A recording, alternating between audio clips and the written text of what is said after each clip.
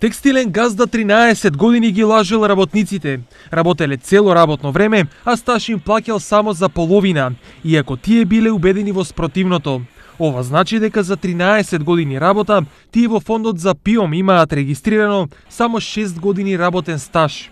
Оваа засега најголема манипулација со правата на работниците во текстилната и кожарската индустрија ја обелодени регионалниот синдикален лидер, откако новиот собственик на конфекцијата ги известил работниците за измамата.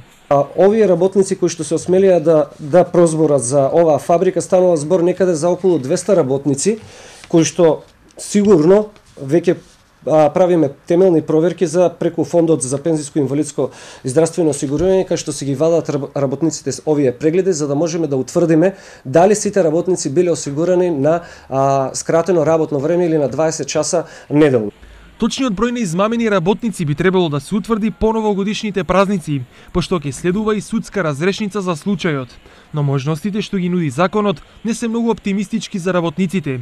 Имено на доплата на стаж, тие може да се надеваат само за 3 години, додека за останатите 10 нема никакви можности. Адвокатскиот тим бара начини за кривична одговорност против собственикот, повикувајќи се на член од кривичниот законник кој се однесува на економска експлоатација, но досега во пракса истиот не е применет. Според синдикатот, големи се шансите вакви манипулации да има и во други компании, поради што оттаму им посочуваат на работниците да си ги проверат документите. Би апелирал до сите работници кои што не се сигурни во своите договори, немаат договори, што е најголем проблем во текстилната и кожарската индустрија, е немањето договори кај секој еден работник, за да може работникот да знае точно на колку сати е осигурено оваа лице, дали е на 40 часови работно неделно време или е на 20 часа работно неделно време.